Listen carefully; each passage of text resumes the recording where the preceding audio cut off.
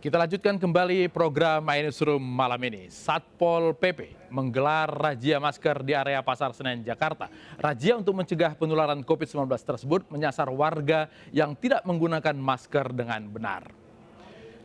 Satpol PP merazia penggunaan masker khususnya di kawasan pasar. Razia untuk menegakkan protokol kesehatan selama masa PSBB transisi yang baru saja diperpanjang. Razia menyasar warga yang tidak menggunakan masker dengan benar selama berada di luar rumah. Meski hampir 1 tahun diberlakukan, wajib masker, namun masih banyak warga yang membandel. Dari razia yang berlangsung sejak pagi tersebut, petugas menggiring puluhan pelanggar untuk diberi sanksi.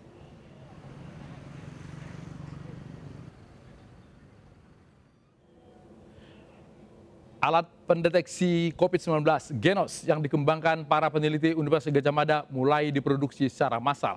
Genos yang diklaim dapat mendeteksi dengan cepat, secepat hembusan napas tetapi akurat dan murah hanya dari hembusan napas tersebut sudah dipergunakan di Istana Negara.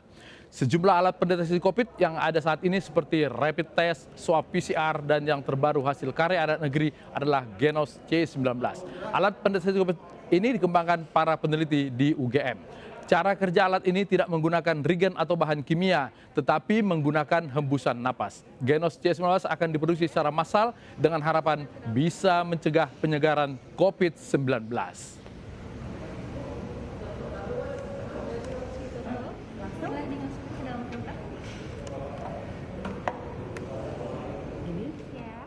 Kota Padang dan terutama di Sumatera Barat menerapkan proses belajar mengajar tatap muka di sekolah. Selain wajib menerapkan protokol kesehatan, setiap siswa diwajibkan diantar oleh orang tua ke sekolah. Senin pagi, siswa Sekolah Dasar Negeri 26 Teluk Bayur, Kecamatan Padang Selatan, Kota Padang, Sumatera Barat, mulai melaksanakan proses belajar mengajar tatap muka. Dengan menjalankan protokol kesehatan, cuci tangan, dan menggunakan masker, masing-masing siswa mulai mengikuti proses belajar. Dari 210 siswa dan 15 guru di sekolah ini, hanya siswa kelas 5 dan kelas 6 yang mengikuti belajar tatap muka sesuai dengan instruksi Dinas Pendidikan Kota Padang. Sistem belajar dibagi 2 shift. Masing-masing kelas berisi 12 orang siswa dengan duduk menjaga jarak. Saat ini Kota Padang dinyatakan termasuk dalam zona kuning dalam penyebaran COVID-19. Berdasar data pantauan COVID-19, dari Jumat 1 Januari hingga Minggu 3 Januari 2021, terdapat penambahan pasien positif COVID-19 sebanyak 99 orang.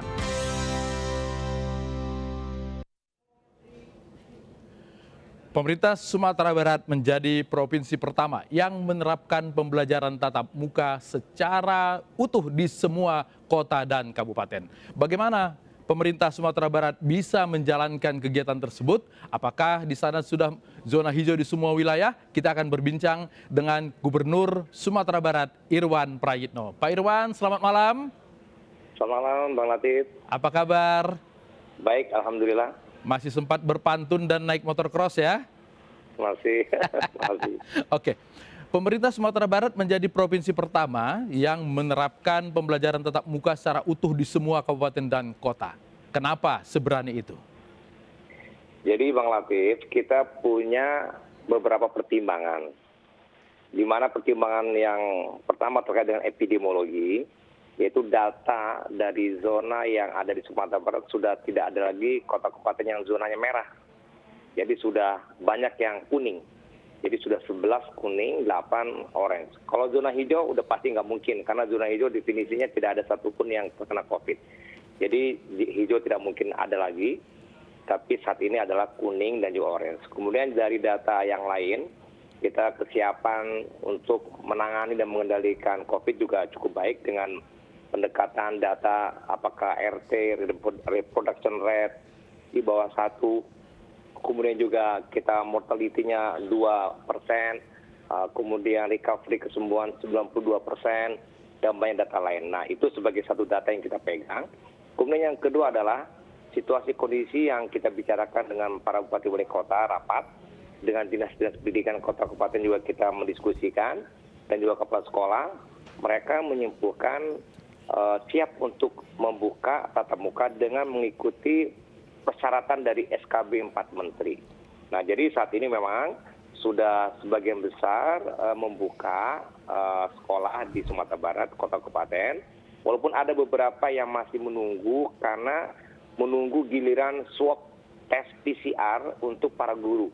Sebagai contoh misalnya Parangpanjang, baru hari ini dan besok dia melakukan swab tes PCR bagi para guru sejumlah 1000-an.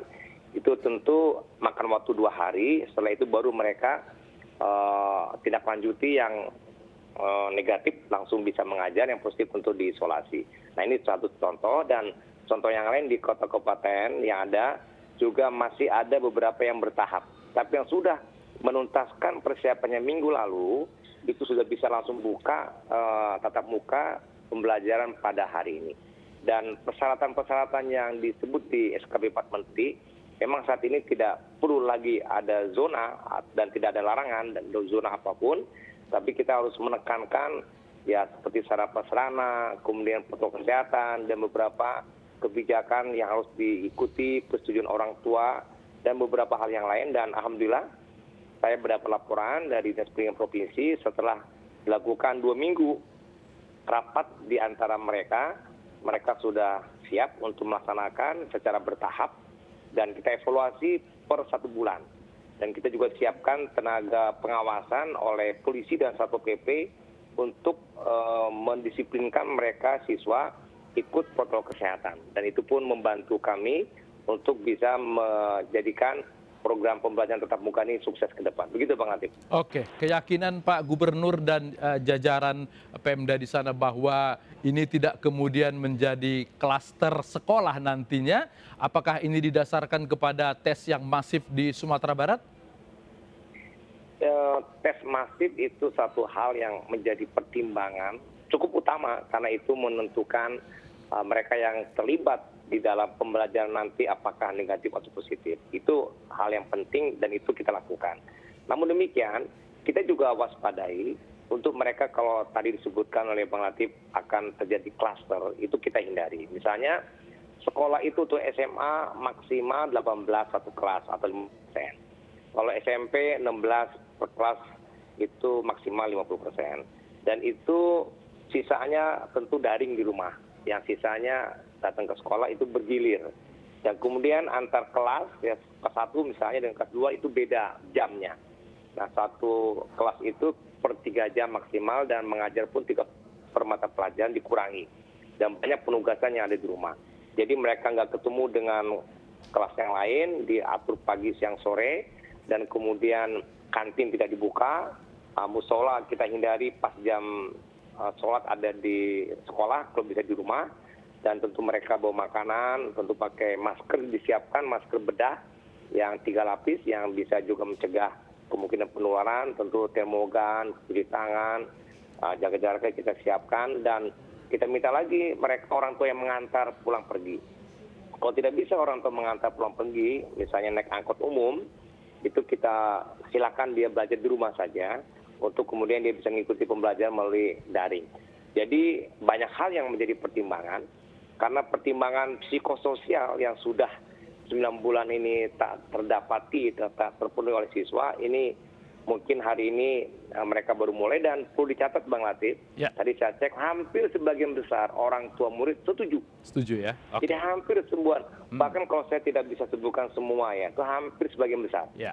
Jadi tapi tentu setuju orang tua dengan kita patuh disiplin ikut protokol kesehatan, sehingga kerjasama dengan orang tua amat penting, khususnya anak yang pergi dan pulang. Kalau pergi dan pulangnya mampir kemana dulu, kemudian naik angkutan, nah itu kan bisa tertular ke temannya dan nanti bisa tular ke keluarganya, jadi klusternya semakin banyak, nah, begitu. Ya. Mungkin karena masyarakat juga melihat data yang terus menurun di sana Pak Gubernur ya. Nanti data tersebut akan kita lihat, tapi kita istirahat dulu. Setelah jeda berikut kita lanjutkan perbincangan dengan Gubernur Sumatera Barat.